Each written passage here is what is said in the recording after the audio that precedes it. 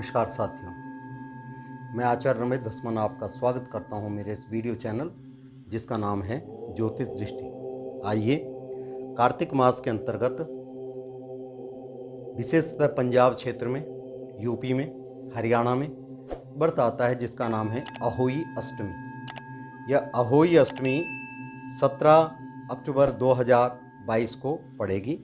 इसी दिन संक्रांति भी है, कार्तिक संक्रांति। यह व्रत, यह त्यौहार कार्तिक मास के कृष्ण पक्ष की अष्टमी को मनाया जाता है। इस दिन बच्चों की माँ पूरे दिन व्रत रखती हैं। इस दिन सायंकाल तारे निकलने के बाद दीवार पर अहोई माता की पूजा करें। व्रत रखने वाली माताएं कहानी सुनें और कहानी सुनने के समय एक पटड़े पर एक जल से भरा लोटा रख दें। एक चांदी के अहोई बनवाएं, उसमें 2 चांदी के मोती दाने डलवाएं।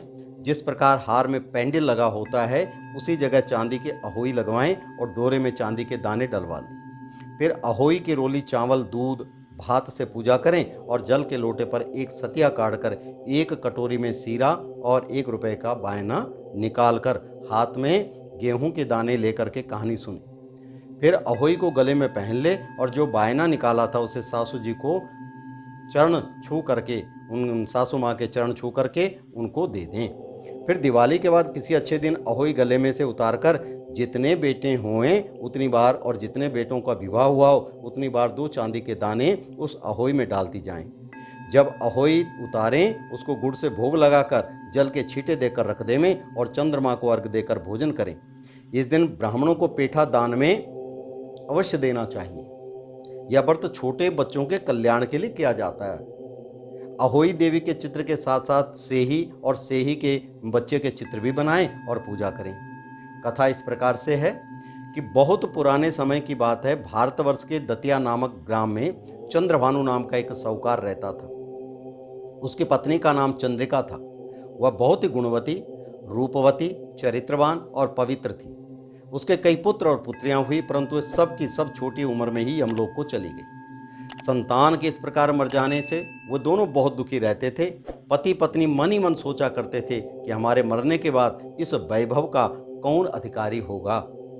एक दिन उन दोनों ने निश्चय किया कि सब धन दौलत को त्याग कर जंगल में निवास किया जाए और ऐसा निश्चय कर दूसरे दिन ही दोनों सब घर आदि भगवान के भरोसे छोड़कर जंगल की ओर चले गए। चलते चलते जब दोनों थक जाते थे तब बैठ जाते थे, फिर चलने लगते थे।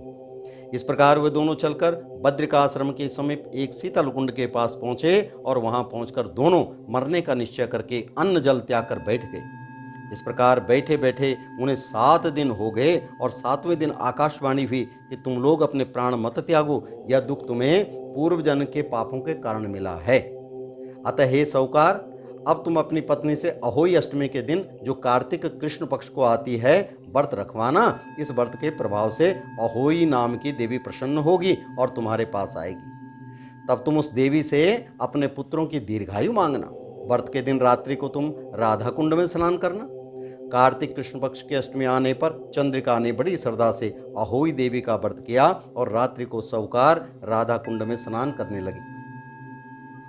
साहूकार जब स्नान करके घर लौट रहा था तो रास्ते में अहोई देवी ने उसे दर्शन दिया और बोली, साहूकार मैं तुमसे बहुत खुश हूं, तुम मुझसे कुछ भी वर मांग लो। साहूकार अहोई देवी के दर्शन कर बहुत प्रसन्न हुआ और कहा, माँ मेरे बच्चे कम उम्र में यम देवलोक को चले जाते हैं, अतः माँ उनको दीर्घायु होने का आशीर्वाद दीजिए।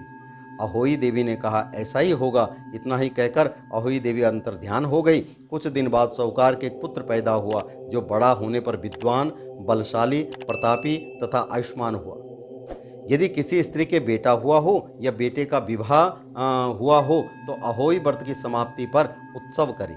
एक थाली में 7 जगह 4-4 पूरी और थोड़ा थोड़ा मीठा रखे। इसके अलावा एक साड़ी और एक ब्लाउज 1 रुपया अर्थात दक्षिणा के साथ थाली में रखकर थाली के चारों ओर हाथ फेरकर अपनी सासू माँ के चरण छू करके और उन्हें दे दे।